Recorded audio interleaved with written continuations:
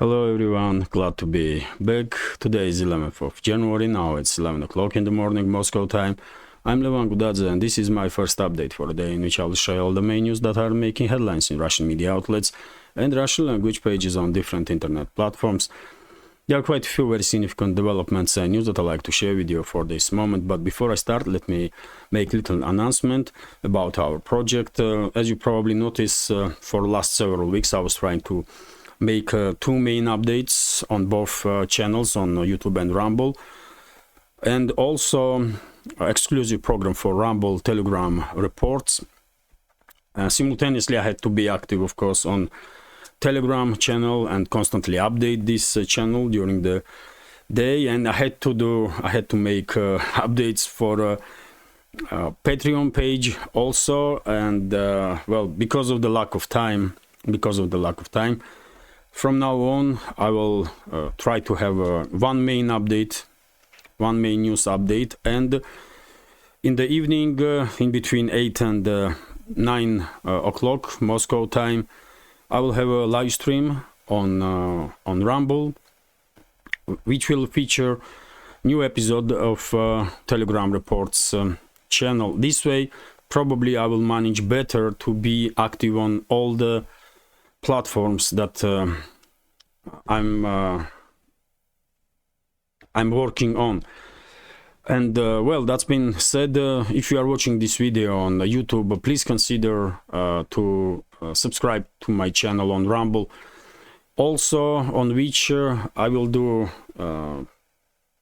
live streams from Monday to Friday with this program, Telegram Reports. It's a packed with the news, this program, and it's also interactive because it's a live stream. I can interact with the members of our community in the chat in real time, so it's gonna be useful program, I believe, to generate additional interest among members of our community and also among Rumble community in general towards my channel. Hopefully it will work and channel on this platform will develop little faster. It is important to me because my channel on Rumble monetized, which I cannot say about YouTube. My channel never was monetized on YouTube and never will be. So obviously it has a principal meaning, crucial meaning for this project and to me personally to further develop, of course, all the channels that I'm working on, and especially channel on Rumble. So please consider to join our community on Rumble. You can see links under this video in the description box or in the pinned comment. I will also note that yesterday finally I did manage to upload new video on my Patreon page. I have to apologize for Patreon community for not being able to make updates as regularly as I used to do before, but I'm doing too many news updates, and I was thinking maybe for Patreon I have to come up with some other programs, some original videos, and like yesterday, for example, yesterday I did upload a longer video of from Moscow streets with this New Year's lightings, decorations, and so on. So hopefully Patreon community will like that video, and from now on I will try to make for Patreon something different, not necessarily about news and politics, because really it's just too much of the news on all the other channels that I'm working on. Okay, that's been said. Well, because I mentioned Patreon, I will say that if you have opportunity and if you want to support my work in the long terms, please consider to subscribe to my Patreon page also and join our community there too. Patreon is a major channel. Patreon page is a major lifeline also for our project, and well, of course I will be immensely grateful for your support. Now let's talk about news. Sorry for this long intro. Let's talk about news. And according to media reports and information of military channels, there was no crucial changes on any of the sectors of the front line. Russian forces are increasing pressure on Ukrainian units all along the line of contact, and as a result of it, casualty numbers on part of Ukrainian armed forces increasing almost on daily basis. And yesterday's report of the Russian Defense Ministry on progress of special military operation during the previous 24 hours definitely confirms this. If you combine all the losses of Ukrainian armed forces on all the sectors of the front line, just in previous 24 hours, according to Defense Ministry, Ukrainian armed forces lost more than 700 military personnel, which is almost 2 battalions, by the way, which is almost 2 battalions. And this is, as I said, casualty numbers on part of Ukrainian armed forces increasing on daily basis. And question is how long Ukrainian armed forces be able to sustain such a high losses while on the line of contact it's operational pause. Russian forces are not even conducting large-scale offensive operations.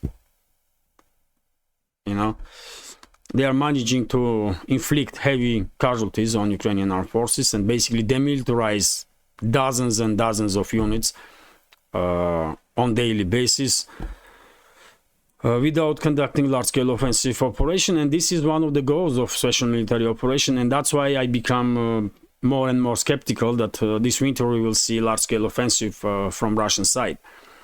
Why would the Russian armed forces rush developments when this mobile defense strategy or active defense strategy is working perfectly well for Russian armed forces, and they are effectively basically neutralizing military capabilities of Kyiv regime.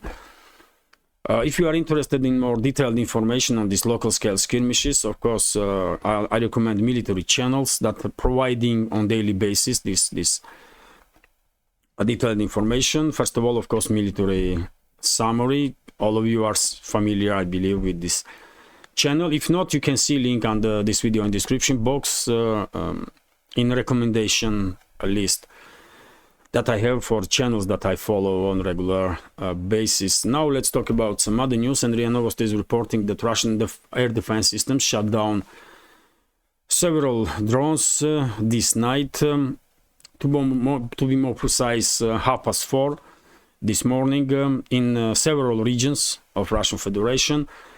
In Rostov region, Tula region and Kaluga region, no reports about casualties on the ground and about more or less significant damage. RIA Novosti is also reporting that Russian paratroopers from Novorossiysk conducted storming operation of Ukrainian positions near Verbovo and established control over the Ukrainian stronghold. I did share short video of this assault of Russian paratroopers on Ukrainian positions. As you can see here, Russian infantry fighting vehicle is suppressing fire from Ukrainian units in this small forested area. And after infantry fighting vehicle suppressed fire well enough, then Russian paratroopers began assault. As you can see here, paratroopers went on offensive and established control over this stronghold. Even though overall situation on the line of contact is operational pause, and the Zaporozhye sector of the front line is the most quiet sector if you compare it with the other ones. Still Russian forces increasing pressure in Zaporozhye sector, also in Orekhov bridgehead, and well, this video only confirms that Russian forces I cannot geolocate that exact area where Russian paratroopers were conducting offensive operation, but it's not far away from Verbovo settlement, which is under full Russian control, by the way. In the Orekhov bridgehead, Ukrainian forces are controlling only Rabotina settlement, and this is it when it comes to Ukrainian so-called counteroffensive that began on 4th of June. All they managed to do in Zaporozhye sector is to establish control over the one village in Orechov bridgehead, and we can say that Ukrainian forces also did manage to at least partially establish control over the Pichikhatki on the western side from Orechov bridgehead, although at this point Pichikhatki is in a gray zone. But let's continue with the additional news. I will just add that according to Russian Defense Ministry's yesterday's update on progress of special military operation, we can see that intensity of clashes did increase significantly in Kupiansk direction, which was also quite sector for last several weeks. But in yesterday's report of Russian Defense Ministry, we can see that Ukrainian forces lost about more than 100 military personnel, about 150 if I remember correctly, military personnel, and quite a number of military equipment in Kupiansk sector. And of course main hotspots in this area are Terny village here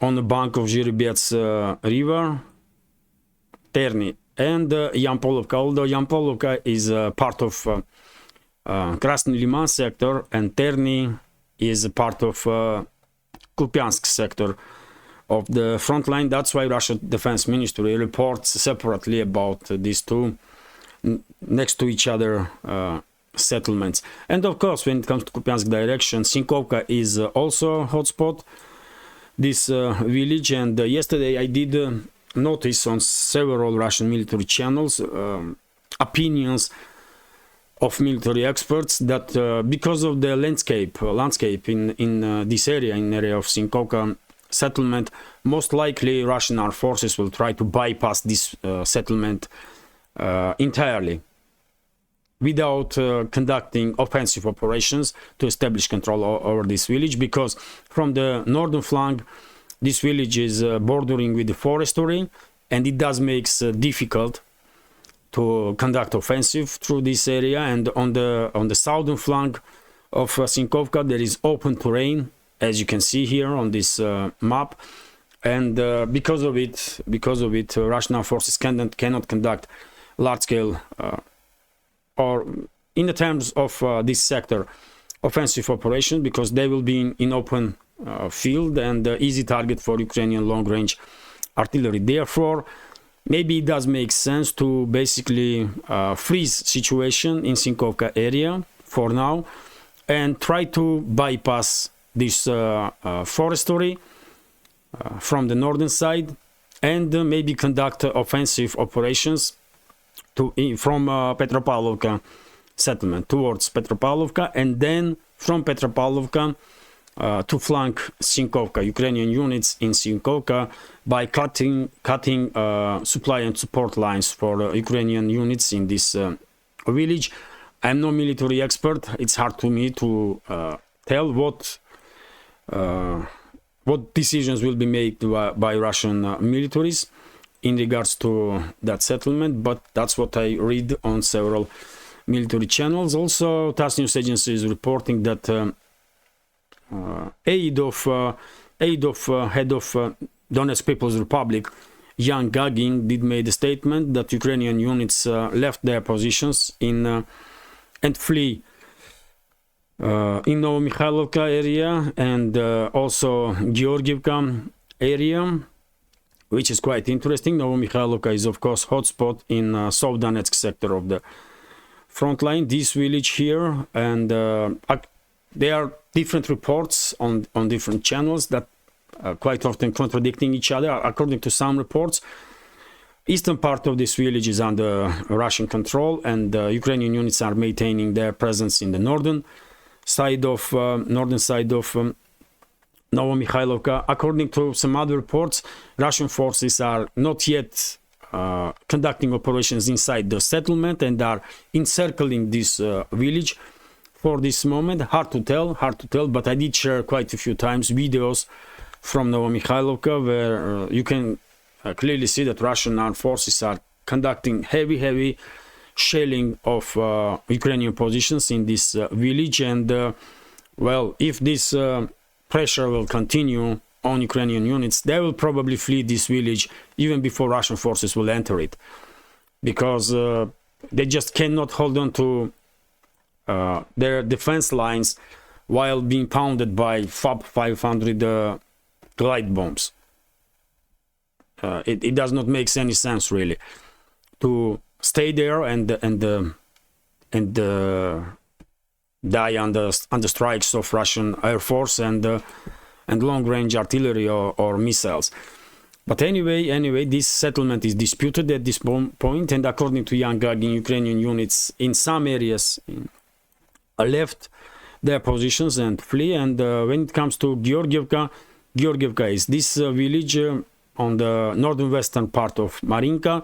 Russian Air forces are conducting offensive operations in direction of Georgievka for several days now, since Marinka did become under full Russian control, basically. And well, I guess main task for Russian forces are, of course, to reach Kurakhova, although, as I said quite a few times before, to continue offensive operations westward from Marinka towards Kurakhova.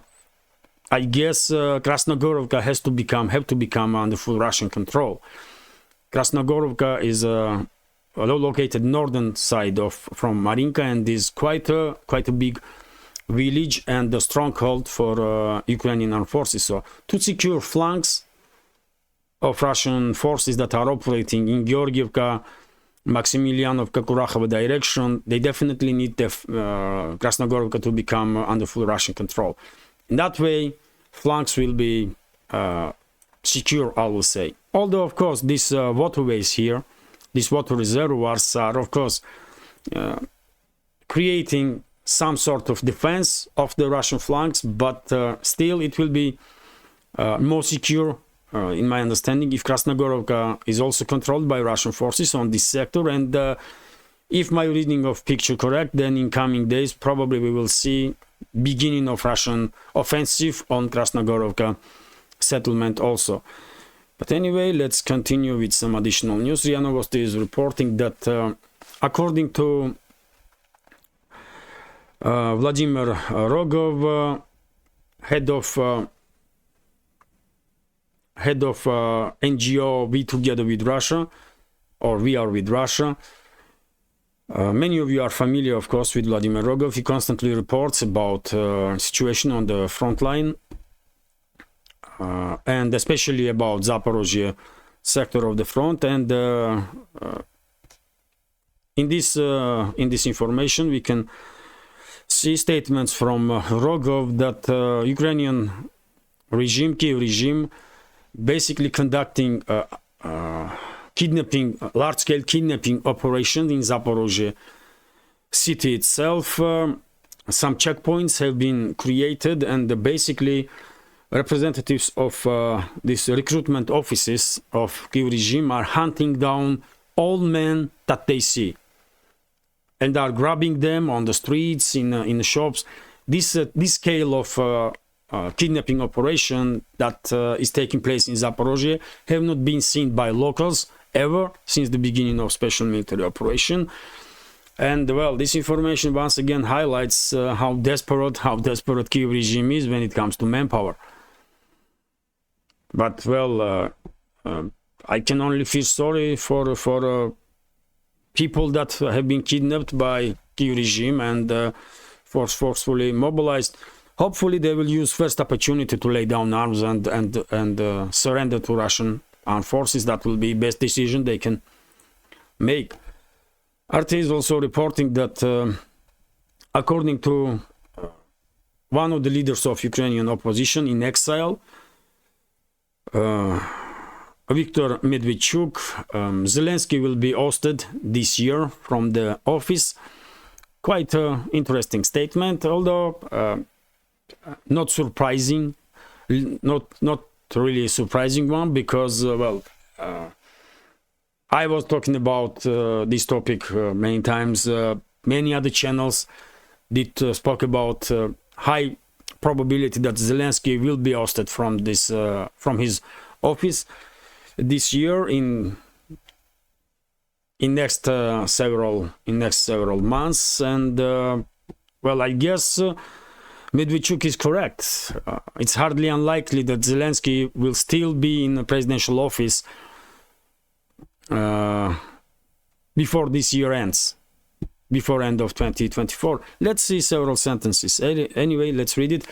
President Vladimir Zelensky is doomed to be ousted this year, having antagonized all of his domestic and foreign allies. Exiled Ukrainian opposition leader Viktor Medvedchuk has said Zelensky's demise, however, will be good for Ukrainian people, he added. Well, obvious statements. Medvedchuk was the leader of the opposition platform for Life Party, which Zelensky's government banned for allegedly being pro-Russian. He was arrested and forced out of Ukraine in a prisoner exchange with Moscow. The politician has since been promoting a project which would make his home nation a neutral state, prioritizing national interest as opposed to being a Russian enemy. Well, maybe it's too late now for neutral Ukraine, because for Moscow it does not make any sense to agree Ukraine as a state to continue to exist after this conflict will end. Therefore, I believe it's highly likely that after this conflict will end, Ukraine will be fully divided between its neighbors. Vast majority of this failed state become under Russian control, and western regions of Ukraine will join its western neighbors, will be controlled by Poland, Hungary, and Romania. That's the fate of Ukraine, in my understanding. Although there may be some slight chance, of course, that Kiev and surrounding several regions will maintain quasi-statehood and name Ukraine. Although, yet again, I don't understand why Moscow will ever agree on that. Because, of course, Western ruling elites will constantly try to use that quasi-state against Russia for decades and decades and forever, as long as it exists. But anyway, let's continue. RT is reporting that Russia's new glide bomb to go into serial production. Well, I did report about it also on my Telegram. Russia will reportedly start mass production of a new glide aerial bomb this year, following a protracted development phase. The weapon has proven highly successful in the Ukraine conflict, during which the Russian military retrofitted all the bombs with the upgrade kits. The new weapon, the RKB 500U, PKB 500U drill, that's the name of this bomb drill, has completed all trials, defense giant Rostex said on Wednesday, as quoted by TASS. Well, this is basically Russian analog of US JDAM bomb. That's all it is, really.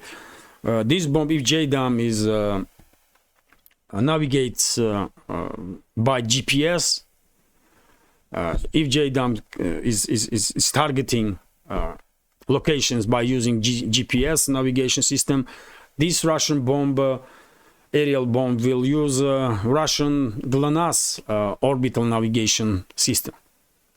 So it's quite similar with the US JDAM bombs, very powerful, and it may have several type of warhead. It may be cluster filled with cluster munitions, or one single warhead with high explosives.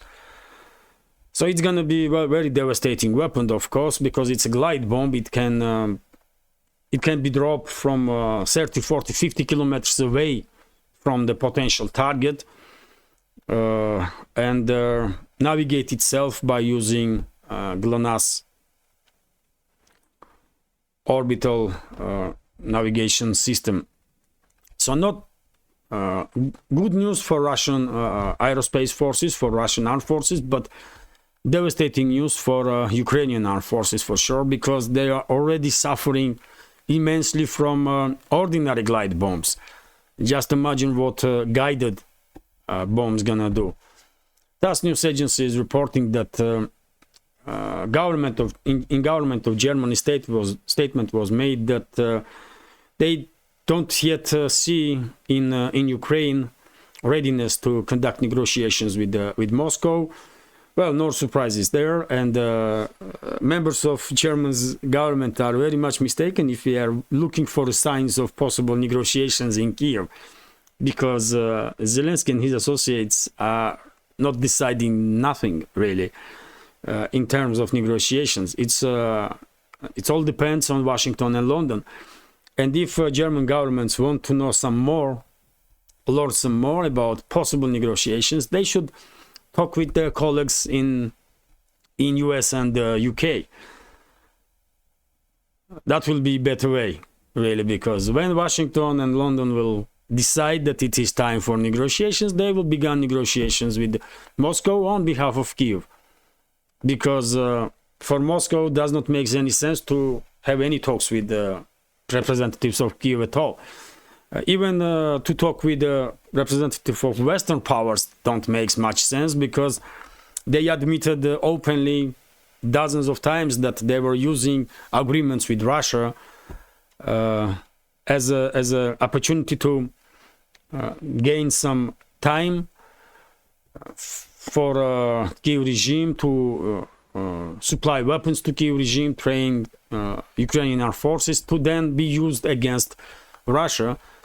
And well, in a condition when Western so-called leaders using agreements between official agreements, signed agreements between the sides as an opportunity to basically lie to Russia, of course, in these conditions, Moscow is gonna find it extremely difficult to trust. To have a trust towards any leader of the West. And when it comes to Kiev, I mean, you cannot talk with the Kiev regime, and it just has no meaning.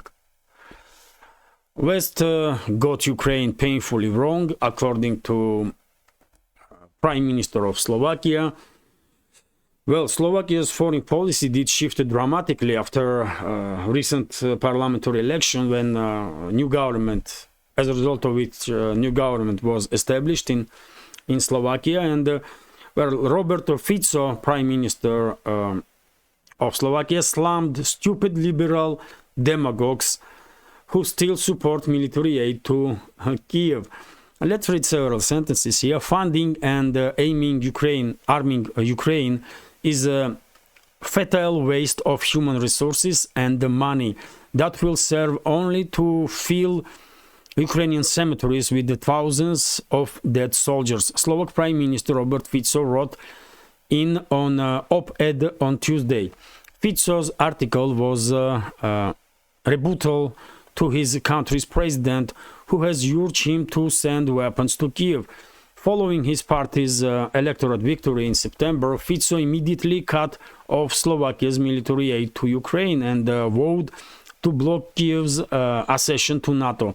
Slovak President Zuzana Kaputova, however, has called for Ukraine to be given the means needed to defend itself, while pro-Western pundits in Slovakia have accused Fico of causing up to Kremlin.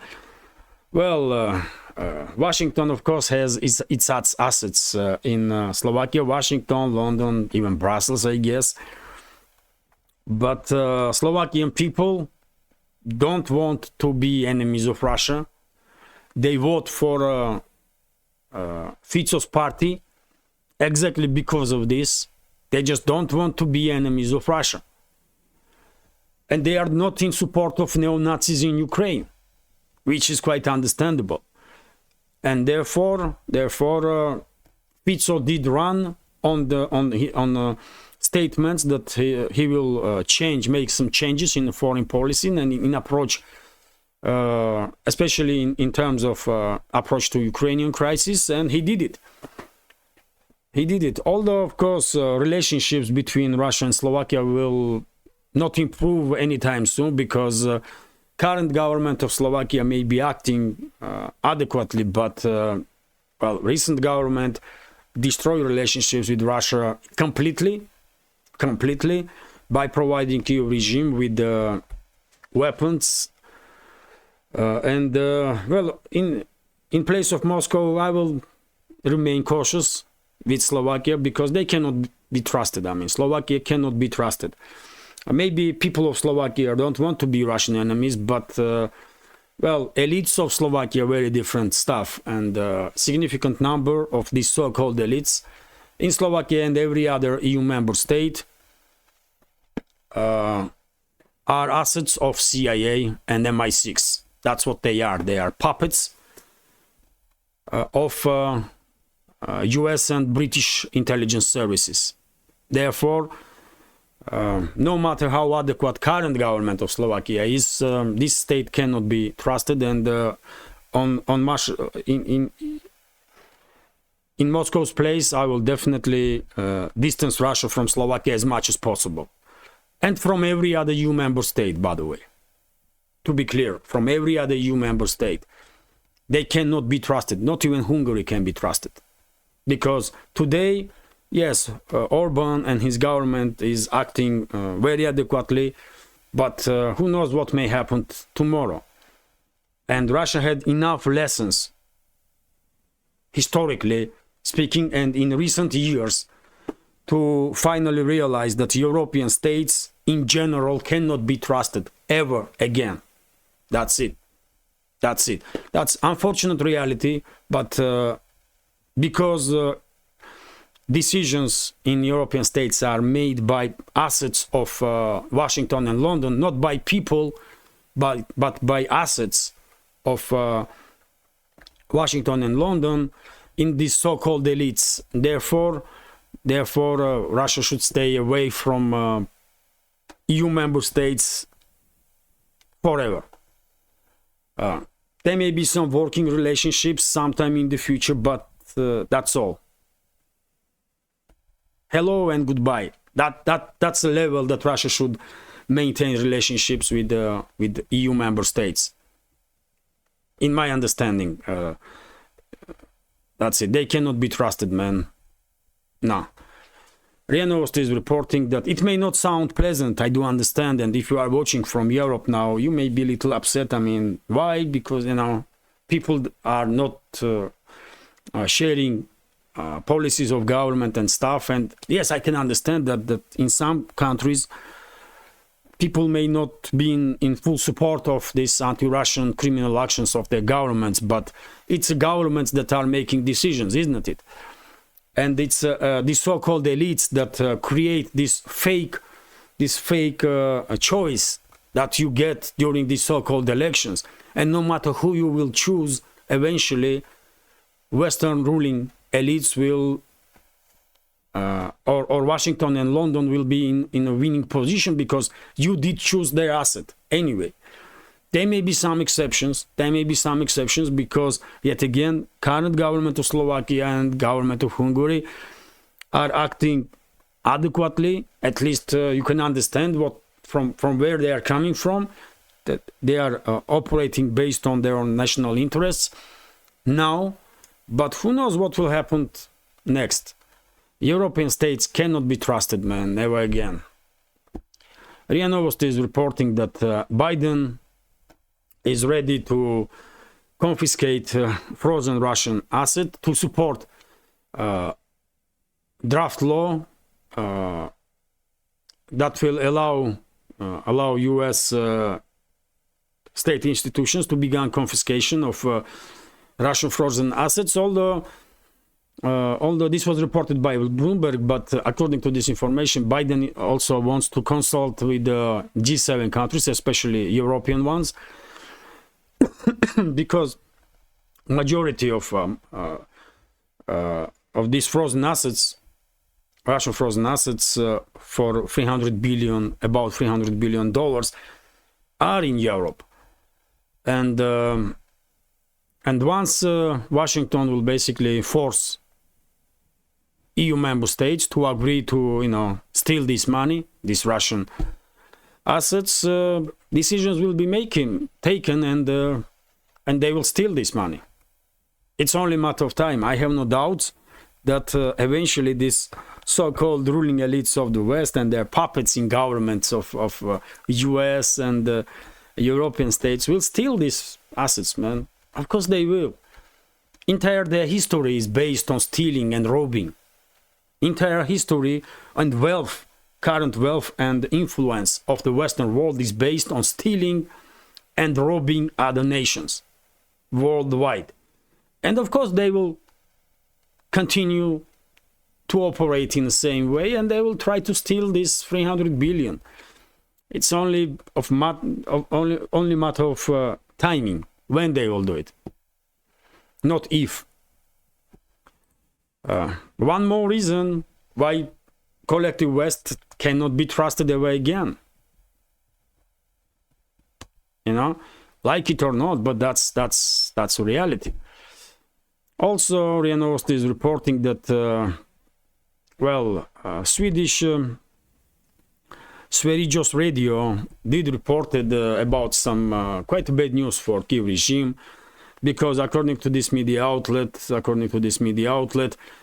prices for munition that is needed by Kyiv regime did increase extremely significantly, in extreme terms, and in some cases 10-12 times.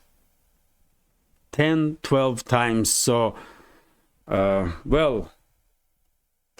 for same amount of money that Kyiv regime was that weapons were munition was bought a year ago for Kyiv regime, for same amount of money now European military industrial complex companies are selling 10 times less munitions. Not really surprising information, because war is bread and butter for military industrial complex. They love it. They make a huge amount of money on wars, and that's why military industrial complex is so powerful, not just in the US but also in the Europe. I did report it several times that European military industrial complex has record-breaking revenues in 2022, 2023, and I guess 2024 would not be any different. And all this because of the Ukrainian crisis, because they are selling more weapons, more munition on higher prices, and of course also crisis in the Middle East. Now, RT is reporting that Netanyahu clarifies Gaza war aims. Recently, many Israeli high-ranking officials, including head of Israeli security service, did make statements that they are intending or discussing at least possibility to remove Palestinians from Gaza Strip, force Palestinians basically to flee Gaza Strip. Of course, Netanyahu and his government become under fire of criticism worldwide because of these open claims, basically, that they're going to conduct ethnic cleansing. And, Prime Minister of Israel was forced to make this statement. Let me read it. So, Israel Prime Minister Benjamin Netanyahu has insisted his country has no plans for a long-term occupation of Gaza and does not seek to displace civilians there. The Jewish state faces increasing security scrutiny. The Jewish state faces increasing scrutiny over its months-long military campaign, including charges of genocide by South Africa. Speaking in the brief video statement published in English on Wednesday night, Netanyahu sought to clarify several points, arguing that Israel Defense Forces operations have not targeted non-combatants in Gaza and are solely focused on Hamas fighters. Israel has no intention of permanently occupying Gaza or displacing its civilian population. Well, it's all fake. It's all fake. This is a statement that has no real meaning, because of course we all know that IDF is targeting civilians in Gaza Strip. Everybody knows this. So this statement alone, that IDF is not targeting civilians, this sentence alone makes this speech of Netanyahu totally fake and irrelevant. And yet again, high-ranking officials in Israel said openly that they intend and they are considering to force Palestinians out of Gaza Strip, and that's what they're gonna try. I have no doubts about it. And if you remember, I said from very beginning of this escalation that most likely Israeli government, Netanyahu's government, will use this escalation to conduct ethnic cleansing in the Gaza Strip, to implement Karabakh scenario in that region and force all locals, or majority of locals, out of the region. And exactly that is happening. And unfortunately, at least for now, world community is unable to do anything about it. Just statements have been made, strong statements, but statements not gonna stop Netanyahu's government, isn't it? No sanctions on Netanyahu or his government members. No, nothing really. RIA Novosti is reporting that Houthi rebels, Yemeni Houthi rebels, conducted massive missile and drone strikes towards U.S. military warship in the Red Sea, and the Pentagon confirmed attack on its ship, although U.S. officials said that all aerial targets were shut down. And I did not see claims of Houthis that they did damage U.S. warship. They just made statement that they conducted strike towards a U.S. military warship. This happened first time in the last 10 days after one of the U.S. warships in the Red Sea opened fire and destroyed several speedboats of Houthi rebels. So, well, situation in the Red Sea is escalating, and this topic was discussed during the meeting of UN Security Council, and declaration have been made,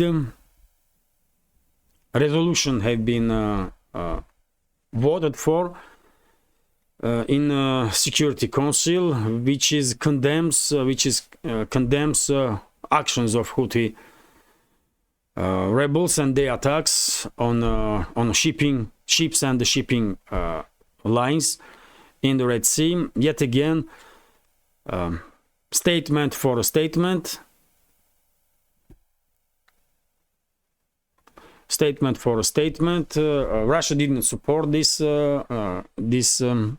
resolution. Also, China didn't support. Algeria didn't support, but 11 other members of Security Council vote for it. And yet again, this is, I mean, okay, another resolution have been voted in UN, and what will it change? What influence will it have? Nothing, none. And by the way, even though Russia did not vote for this resolution to condemn Houthi rebels, a few days ago, high-ranking Russian diplomat did made statement, and that statement was basically position of Moscow, as I understand, official position of Moscow, that Moscow is not happy with the actions of of Houthi rebels, and Moscow is calling Ansar Allah organization movement to de-escalate and stop conducting these strikes on maritime routes through the Red Sea. So even though Moscow did not vote for this resolution to condemn Houthi rebels, Moscow is no way in support of their actions also, because it's too destructive. These actions of Houthi rebels are too destructive for world economy, for regional economy, and for world economy. And also these actions of Houthi rebels, as I said many times before, gives a justification to Washington and other NATO member state capitals to increase their military presence in the region, and against whom those militaries may be used, possibly against Hezbollah, Lebanese Hezbollah, if Netanyahu's government provokes full-scale war with Lebanon and Hezbollah, maybe against Iran, if Netanyahu's government will provoke war with Iran, with the assistance of Western ruling class, of course, and most likely against Yemen also. So therefore, Houthis did make their point. They are against, of course, actions of Israel, and they did quite clearly highlight their position. Everybody understood that, and there is no reason to continue these strikes on the ships in the Red Sea. But anyway, of course, Houthi rebels not gonna listen to UN's resolutions or not even calls from Moscow, and definitely they're not gonna listen to me, man. And the Western media outlets, by the way, did begin now pushing narrative that it's Iran that basically recommended, let's say this way, Houthi rebels to begin strikes on maritime routes in the Red Sea, and I don't buy this. There is no way Iran will recommend Houthi rebels to escalate in the Red Sea and create additional reasoning for NATO member states, for US and other NATO member states to increase their presence in the region. It just not makes any sense. But of course, Western media will continue to push this narrative that Iran is involved in everything that is happening, in everything, when it's not the case at all. Well, this is also interesting. TASS news agency is reporting that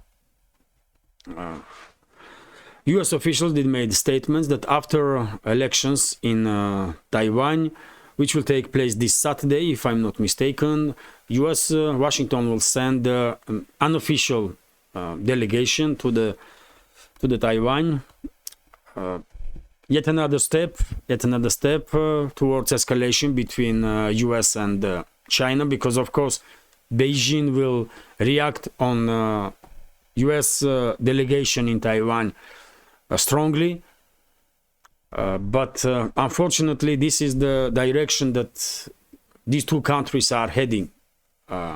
Confrontation, only increasing confrontation, and I don't think this will change no matter who is in White House, Biden, Trump, or anybody else. Unfortunately, ruling class of the West is concentrated on destruction of global South, first of all China, and they will not stop until are forced to be stopped. That's how it is. RT is also reporting that global GDP growth to be lowest for decades, according to World Bank, and growing in the world economy is set to drop to 2.4% in 2024 from the 2.6% recorded last year, aiming increased geopolitical tensions and anticipated slowdown in advanced economies. Well, at least world economy is still growing. Yes, Western economies are slowing down. Some of the Western economies are in a, at least technical recession. And it does has its impact, of course, on the world economy, undoubtedly. But, well, emerging economies are doing quite well. And therefore, world economy in general still in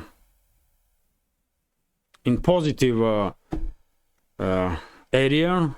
World economy will still grow 2.4%, which is not bad if we take into account geopolitical developments in this world. The world is in chaos almost at this point.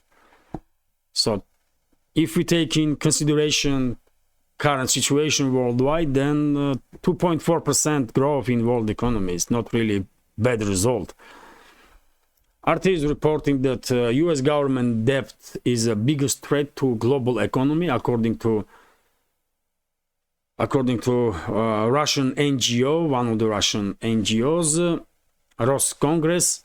That's the name of NGO. Let me read several sentences. US government debt and Washington's budget deficit presents the biggest threat to the global economy this year, Russian government agency. Congress has warned the 34 trillion owed by Washington is mathematically impossible to pay off. Congress has claimed in a report it published on Wednesday. The agency based its estimates on the current ratio between the size of the debt, the rate at which it is growing, and the budget revenues of the US. The excessive debt was accumulated at low rates but needs to be refinanced at the high rates that limits economic activity and reduce cash flow. In the medium terms, the servicing of US debt will cost $1 trillion a year, reads the report titled Key Events 2024 Geoeconomics Forecasts Major Risks. Well, yes, at some point in medium terms, the servicing of US debt will cost about $1 trillion a year. And I don't think US will ever be able to pay this amount of money. And at least while dollar is maintaining its position as a one of the most strongest currencies in the world and main reserve currency. But you know, things may change very quickly. In 5-10 years time, a US government may do some very crazy stuff, provoke third world war even. That's how crazy Western ruling class is. And therefore, there will be nobody to pay back this debt after World War. Or US may devaluate its currency. They may print trillions and trillions of dollars, which will make this currency to worth less than a paper that it's printed on, and they can pay back these papers to their lenders. It's also a possibility, isn't it, that Washington and the ruling class of the West in general, that are in control of US, to deal with this issue of foreign debt, they may denominate or devaluate dollar by printing trillions and trillions of dollars, and then they will be able to pay back not just $1 trillion to service their loans, but they can pay back 34 trillions. Although at that point, that 34 trillion will probably worth less than 34 billion now. But it's, Anyway, let's continue. And what lenders gonna say? They're not gonna accept it? Really? RT is reporting that Boeing stock down as MAX fleet is grounded. Not surprisingly, Boeing is in decline, and well, give it to 10, 15, 20 years, and Boeing will probably lose its image as one of the major airplane makers worldwide. Well, if I was head of avia company, I will never even consider to buy Boeing planes, man. At this point, it's just too stupid. Because all the avia companies worldwide that purchased this Boeing 737, for example, they are having now tremendous losses because they have to ground entire fleet and conduct checks on every single one of them. So they are losing tens of millions of dollars because some idiots in Boeing are not willing to do their job properly. And this is not the first case, isn't it, with that Boeing planes have issues. Not the second, not even third. It's a constant issue for last decade or two. So Boeing is in decline, and just give it another decade, and this company will finally faint away from world market. Deservedly, because you know, they probably will continue to make some military planes for Washington, but in civilian avia manufacturing, there should not be place for such irresponsible companies, man. I remind you, dear friends, that just yesterday, if I'm not mistaken, I recorded that during the checks on this MAX 737s, at some instances, bolts were found that was not properly, you know, how you say it, закручены. Not properly twisted. Болты, да?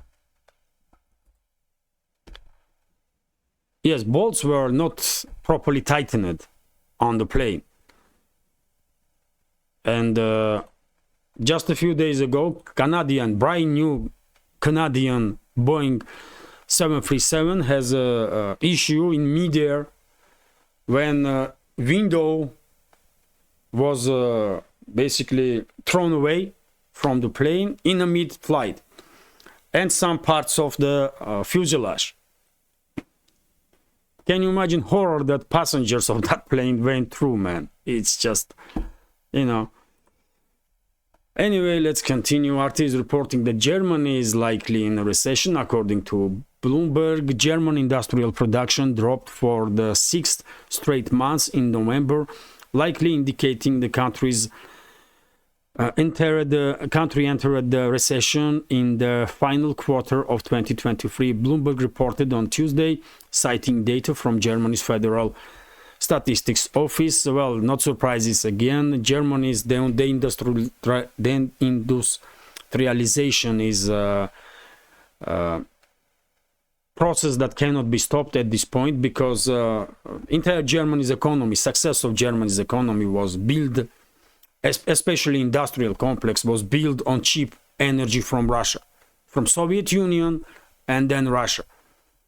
And by losing this source of cheap energy, relatively cheap energy, if we compare it with other sources, by losing this source of energy, the industrialization of Germany is straight away becoming inevitable, because German companies are losing competitiveness on a world stage, and therefore many companies are making decision to move their manufacturing plants from Germany to North America and some other places worldwide, but they are staying away from Germany. And of course, just give it a 3, 5, 10 years, and well, you may not even recognize Germany. That's how bad economical situation in this country gonna be. And all of this because this country is run by assets of CIA and MI6. Germany is run by assets of CIA and MI6, obviously, and they don't care about national interests of Germany or interests of citizens of Germany, and they prove it many times. There's not even discussion on this topic. They just prove it so many times, you know. And I guess German people are waking up to this reality, and a huge strike is taking place in Germany right now, as we all know. And well, one may hope that German society and societies in other European states will finally manage to regain control over their states. But and in that case,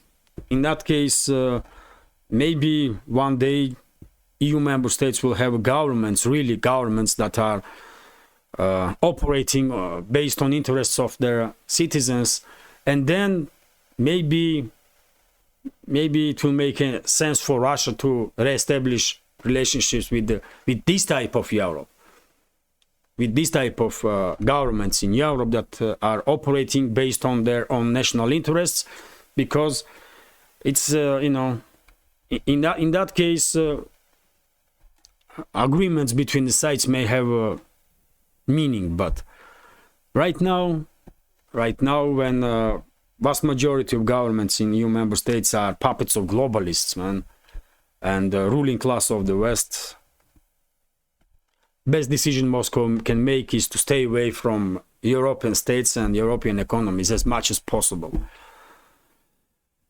And RT is reporting that EU dips further into emergency gas reserves.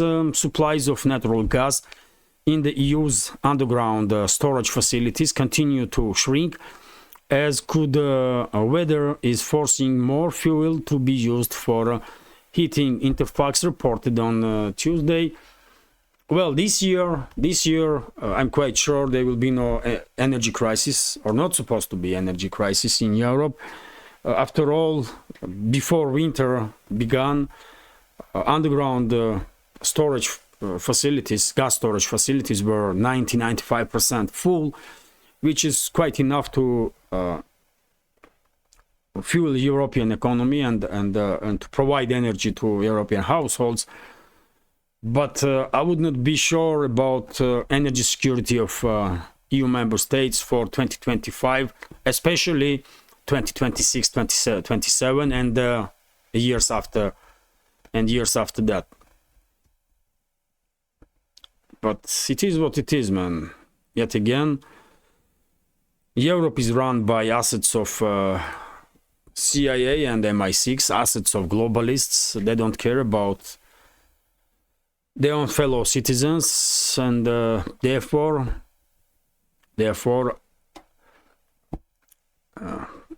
EU is heading towards a very dark place, man.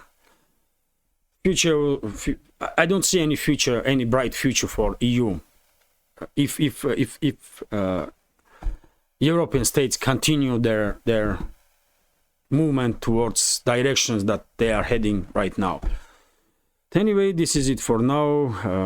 A little long video, a little bit longer than an hour, but hopefully you will find the presented news interesting, and program itself, update itself, interesting and useful. And if so, please click that like button, leave some commentary about any topic you like, and share video with your friends. And if you think this project with several channels on YouTube, Rumble, Telegram is useful, informative, has some potential and deserves to exist in this field of news and political commentary, please consider to support my work with small donations through PayPal, Buy Me Coffee, or by subscribing to my Patreon page. You can see links on this video in the description box or in the pinned comment. This is it for now. Have a wonderful, great day, and Take care.